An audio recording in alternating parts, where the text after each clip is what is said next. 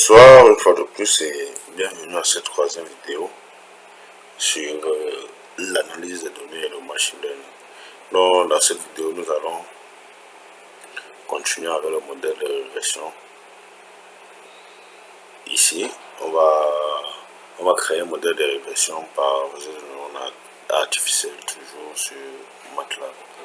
Donc, on va commencer par les étapes préliminaires, c'est-à-dire la connexion sur le dossier de base.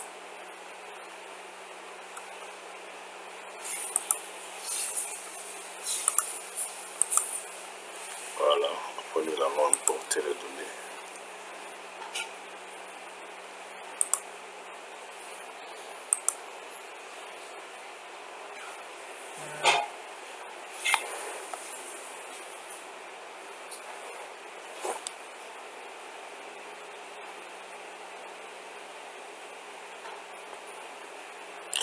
Là, je vais prendre les paramètres d'entrée qui sont X, Y, Z, que je veux enregistrer sous forme de matrice numérique. Et là,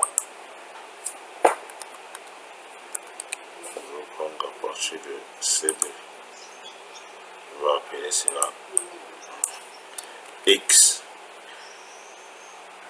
pour dire paramètre d'entrée. Je vais importer. Je vais faire la même chose en colonne.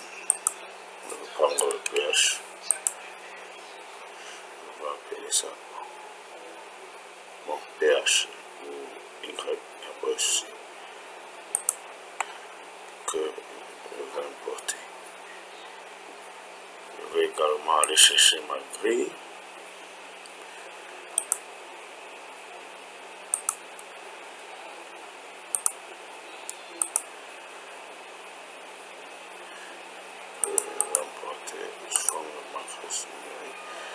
Là, je vais appeler cela grille.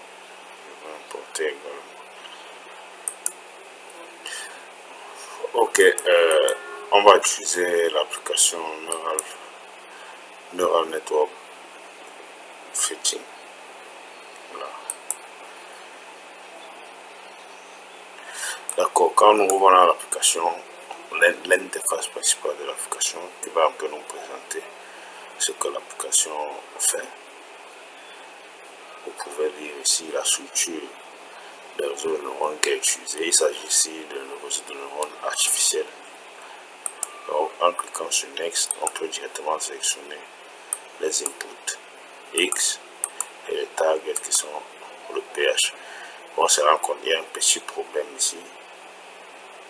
On dit que la sélection des données, data selections have different number of samples. Select orientation. On doit faire une transposée ici. Donc, quand on sélectionne les données, on va aller sur Next.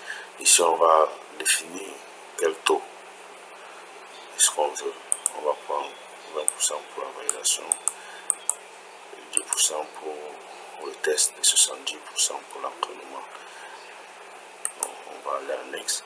Ici, on va nous demander quel est le nombre de neurones cachés dont on a besoin pour la régression. Par défaut, on va d'abord essayer 10. Et on va cliquer sur celui-là. La prochaine fenêtre nous montre, c'est la fenêtre d'entraînement. Contrairement à la première méthode ici, qu'on a fait dans la vidéo précédente, qui était le scaffold. Ici, la validation va se faire par méthode de rollout. Donc, on a fixé un taux pour les données d'entraînement, les données de validation et les données de test. On nous demande de choisir l'algorithme d'entraînement. On a ici 3 choix. L'Evenberg Marquardt, la régularisation bayésienne et le gradient conjugué. Donc, on va cliquer sur Train à chaque fois et on va attendre. Chaque fois ici, on va nous dire quelle est la valeur de R, de coefficient de détermination pour les données d'entraînement, les données de validation, les données de test. on peut cliquer, cette valeur la change chaque fois, il n'y a pas de souci. On peut revenir également, augmenter ou diminuer le nombre de neurones si on veut.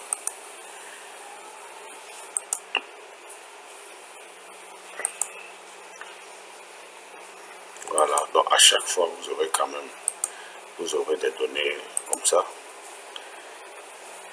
On a dit, quand le modèle n'est pas assez bon, qu'est-ce qu'on fait? On peut soit augmenter les données en X, soit augmenter les données en Y. Là, c'est donc comme ici, c'est juste une vidéo de test, on va regarder les coefficients. Néanmoins, là, ce sont les métriques de validation numérique. On a également les métriques graphiques ici, l'histogramme des erreurs. On peut cliquer.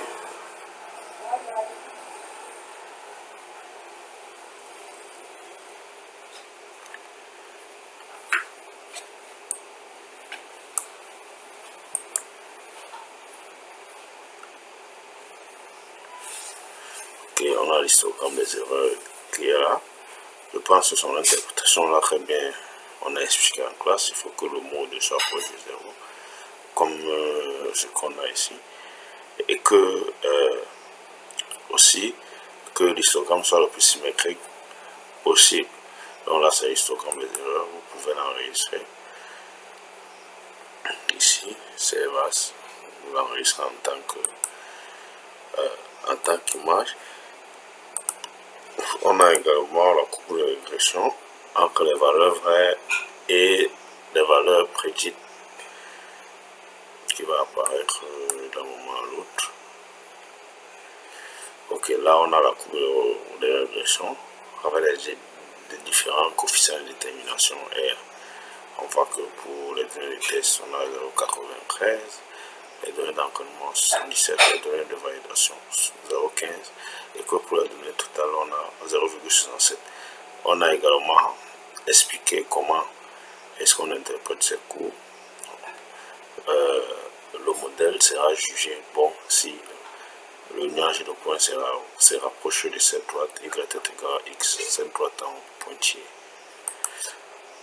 Pour les métriques numériques, on vous explique même directement ici pour le MSE et pour le coefficient R, comment est-ce qu'on s'est interprété, c'est-à-dire pour un bon modèle, le MSE doit se rapprocher de 0, et pour le coefficient R, il doit être proche de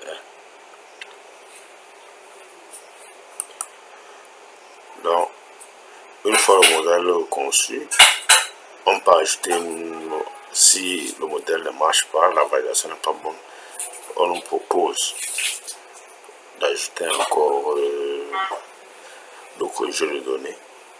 C'est ce qu'on a en analyse de données, c'est ce qu'on appelle l'augmentation des données ici. Il va considérer et les anciennes données et les nouvelles.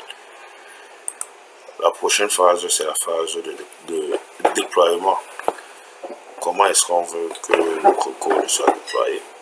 Est-ce qu'on veut directement l'utiliser sous forme de fonction MATLAB ici? On a deux possibilités. On peut également l'utiliser sous forme de diagramme sur Simulink, qui est une application connexe à MATLAB. On peut également afficher quel est le réseau, quel est le graphe principal des réseaux de neurones ici. On va prendre 3 variables en entrée, une variable en sortie et 25 couches cachées. Donc nous, qu'est-ce qu'on va faire? On va cliquer pour générer la fonction MATLAB que nous allons utiliser. La fonction générée ici, on va venir changer son nom et on va appeler fonction et j'aime par exemple. On va enregistrer par la suite. Ok, tout comme l'autre fonction, c'est assez simple. On peut essayer ici de prédire. En fait, on peut faire un test pour essayer de prédire une valeur.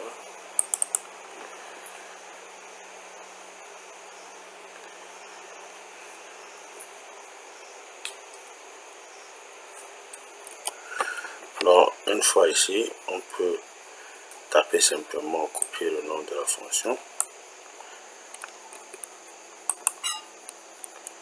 On peut coller la fonction.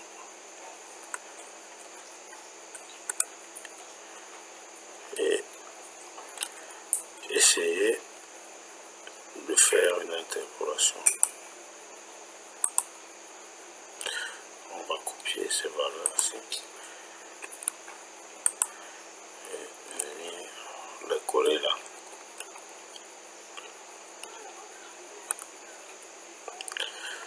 Quand on tape sur entrée, c'est-à-dire fonction et mon fonction x, y, z, on tape sur entrée, on a une valeur 4,97. 4,97 qu'on peut venir comparer avec la valeur qui est la 6,2. Le modèle n'était pas assez bon, raison pour laquelle vous voyez que la réponse n'est pas bonne. Maintenant, si on veut estimer notre grille totale, qu'est-ce qu'on va faire? On va écrire une petite fonction simplement, c'est-à-dire on va aller parcourir la grille. Je vais juste modifier ce programme-ci. Je vais appeler la prédiction. De i ici, je vais modifier. Ok, donc on va écrire ce petit code ici qui va prendre la taille de la grille, parcourir chaque ligne i de la grille et de prédire la valeur du pH en fonction du modèle de réseau neuronal artificiel. À la fin, il va écrire, on va mettre un nom du fichier, on va l'appeler résultat. Donc une fois que c'est bon, on va lancer, on va enregistrer code RNA et on va attendre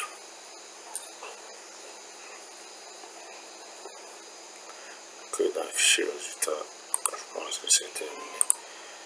On va revenir et on va ouvrir le résultat.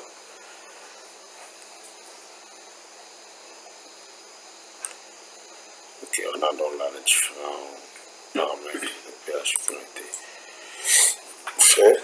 Paramètres qu'on va copier et aller coller en faisant une transposée dans la grille.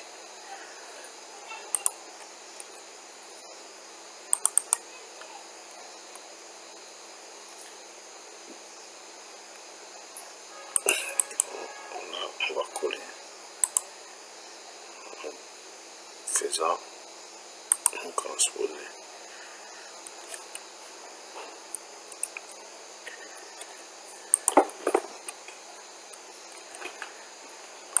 Je vais appeler ça pH RNA et on va enregistrer le fichier son.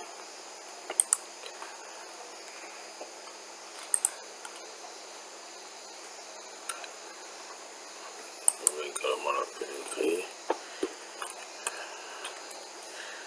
RNA. Ok, ici on a la grille, mais il y a les valeurs négatives. Ceci parce que le modèle n'est pas bon, comme on l'a vu, on a dit c'est juste un test. Quand on a ça, on va recommencer l'étape de la précédente vidéo.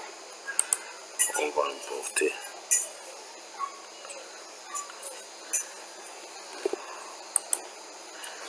ces données.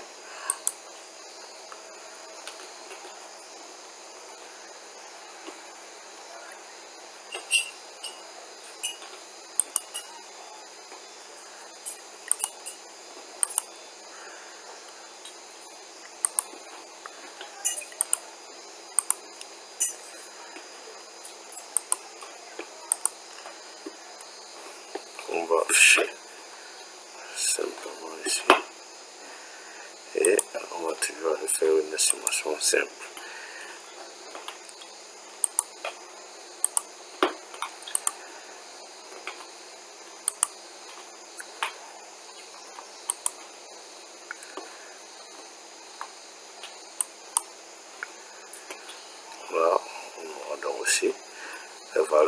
pH, mais ici il y a beaucoup de valeurs négatives. L'estimation n'a pas été bien faite à cause de la non-fiabilité du modèle. Donc, comme la dernière fois, on va juste faire une mise en page et enregistrer le modèle. Donc,